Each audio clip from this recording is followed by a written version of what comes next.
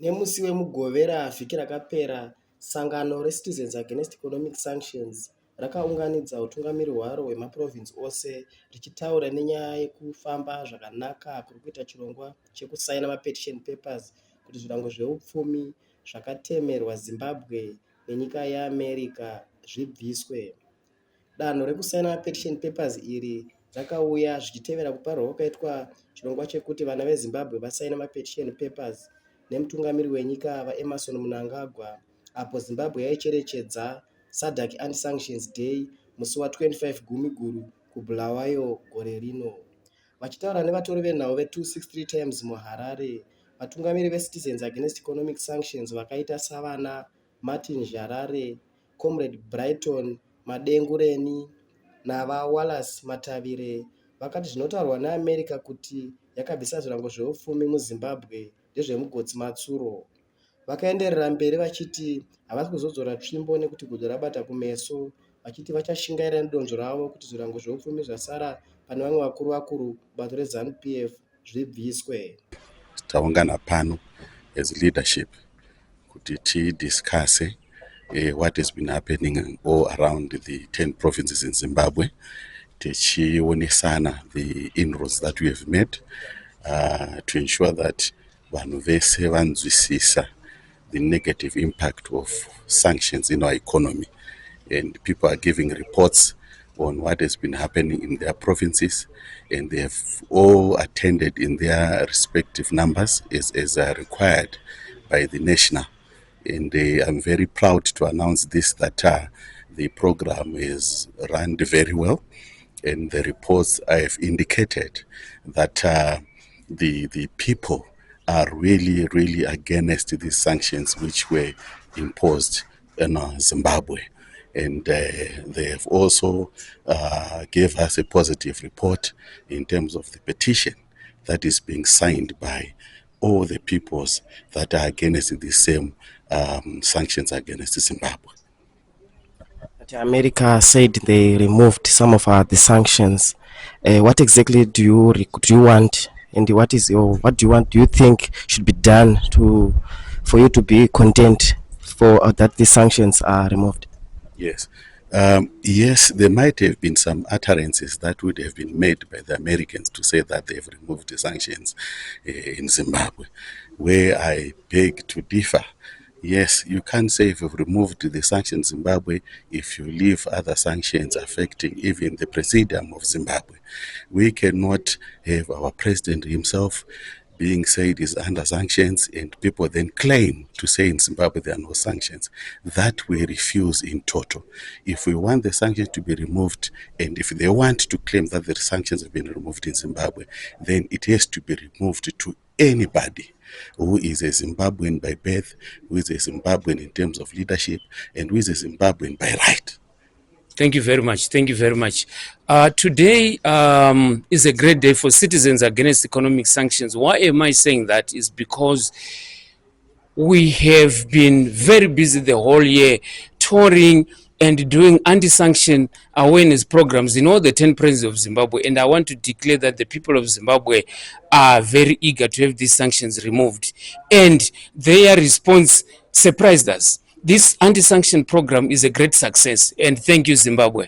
Let me come to why are we here today. All the 10 provincial chairpersons of Citizens Against Economic Sanctions, all the leaders from all our provinces are here.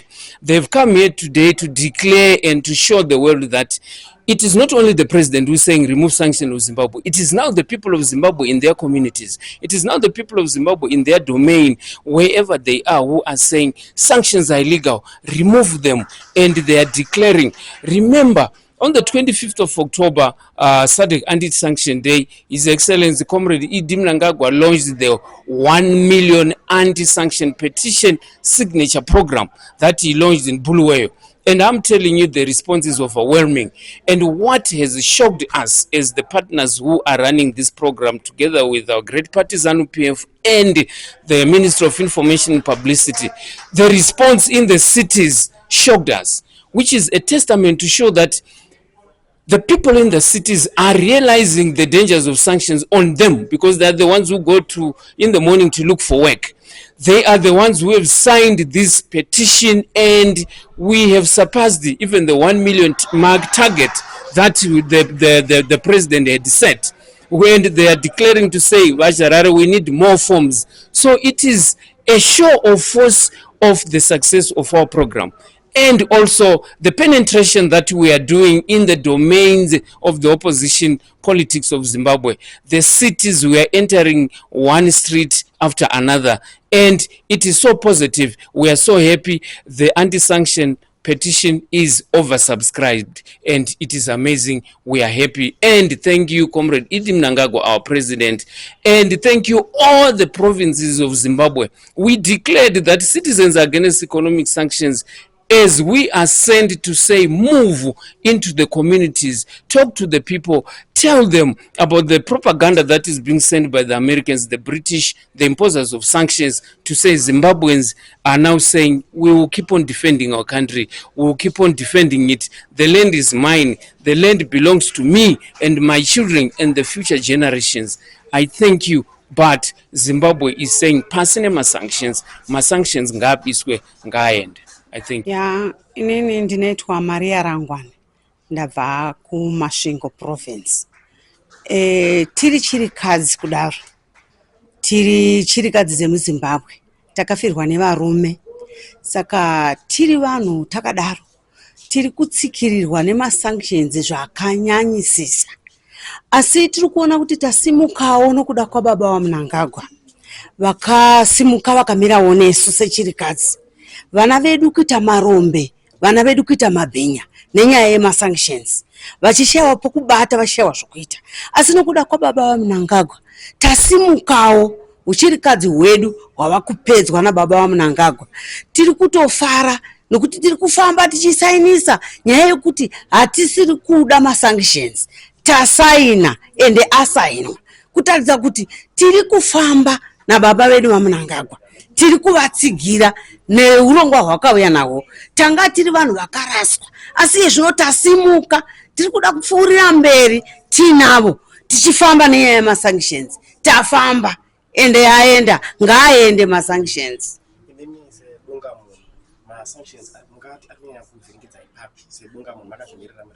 Inini ndakazvimirira ndiri ndega. Chinonyanya kunditadza kuti masanctions ari kundivhiringa ndechekuti chero dai ukada kitei hapana chinobudirira.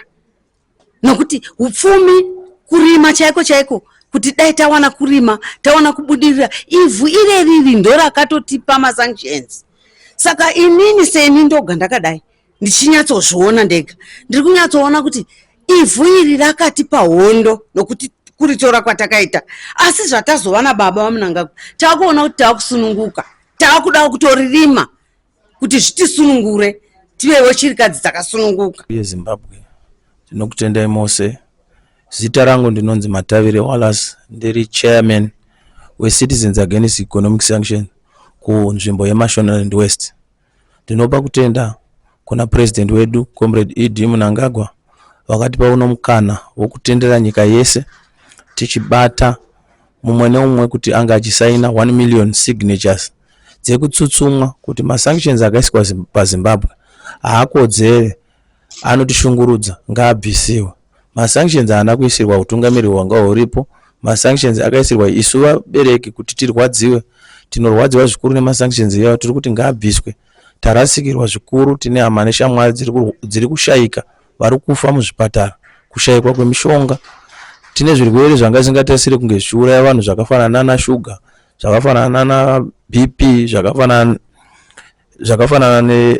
na malaria vari kuuraya vanhu. Asi izvozvo tikukumbirisa kuti masanctions kana akabva takukwanisa kunge tichitenga zvinhu izvozvo pasina kuvhiringidzwa. Macompanies akawanda ari kuvhara. Saka tiri kukurudzira kuti Zimbabwe dai angabviswa masanctions, vana vawana mabasa, vakwanisa kushanda zvakanaka. Varungu, vanhu vama western countries vakafanana na Britain, America, tinoti ngaabvise masanctions, torarama zvakanaka. Upenyu hwedu chaiwo hatichararama upenyu hwedu hwakanaka. Tiri kukurudzira madzimambo, madzishe vadzokere patsika dzedu dzakare.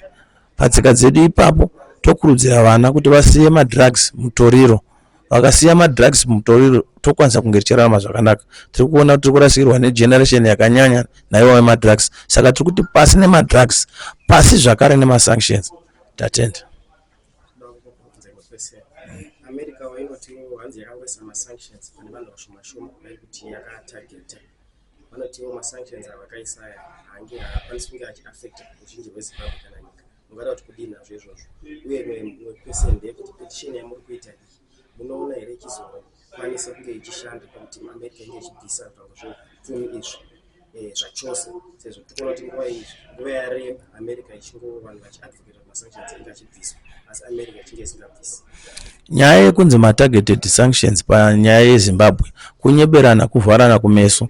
Nyaya iripo ndeyekuti pane chirongwa masanctions akaisirwa Zimbabwe akatogarirwa pasi nesenate yekuAmerica. Tine chirongwa chinonzi cheOFAC. Chirongwa cheOFAC chikangowera changoona mari dzinotumirwa kunyika yeZimbabwe chinobva chabata mari idzodzo. Saka paya paunotaura kuti masanctions ari targeted, tiri kuti mari dzedu dziri kuuya muno muZimbabwe hatichakwanise kunge tichitengesera dzimwe nyika, hatichakwanise kunge tichiwana zvikwereti mumabanks, hatisi kukwanisa naizvozvo nekuti Zimbabwe kana ichitarisiwa inonzi inyika isina utongi hwakanaka. But isusu tiri kuti aiwa chiregei isusu titonge nyika yedu zvakanaka. Isu hatina kumboenda kuna America kuti tinotonga ikoko. Tinoda kuti maZimbabwean azvitonge ega vararama upenyu hwavo hwakanaka. Saka masanctions aripo ngaabvisiwe. Ende isusu papetition iyoyo tiri kuti petition iright yedu yekuti tinge tichiisa mapetitions yayo toendesa kuUnited Nations. Nyika yeZimbabwe irimo mukati menyika dzose dzakabatana dzeUnited Nations. Masanctions ari kuviolate marights edu sevanhu pakurarama. Masanctions ari kuviolate marights edu, ari kuviolate hawo. Masanctions ari kuita kuti munhu education vana chaivo havachakwanisa kunge vachiwana education yakanaka. Vana vakuregera kupedzisa zvikoro, madropouts awanda nenyaya yekuti vabereki vavo vakanga vachishanda mabasa, vabereki vavo vanga vachiita zvekurima, asi hakuna kwatinogona kunotengesera zvinhu zvedu nekuti isusu kanaunza tine zvicherwa zvakawanda, but zvicherwa zvedu hazvisi kutengwa nemari chaiyo. Zvicherwa zvedu zviri kurambwa pamarket nenyaya yemasanctions yayo. Saka tiri kuti isusu ngatibvise masanctions. Kana tabvisa masanctions takukwanisa kutengesa zvicherwa zvedu, takukwanisa kutengesa zvirimwa zvedu pasina kumbunyikidzwa. Zvichakadaro kutanga kwegore rino America yakazivisa kuti yainge yabvisa zvirango zveupfumi muZimbabwe, asi yakati kune vakuru vanosanganisira mutungamiri wenyika vacharamba vari pazvirango zveupfumi izvi. Chiti danho rayo iri yainge yaritora sezvo kutyorwa kwekodzero dzevanhu muZimbabwe kwainge kuchiramba kuchienderera mberi. Vakaiswa pazvirango zveupfumi neAmerica vanosvika ivo 11 vakaita semutungamiri wenyika vaEmerson Mnangagwa, mudzimai wemutungamiri wenyika Amai Auxilia Mnangagwa, pamwe nemutevedzeri wemutungamiri wenyika Dr. Constantino Chiwenga nevamwewo vakuru muhurumende.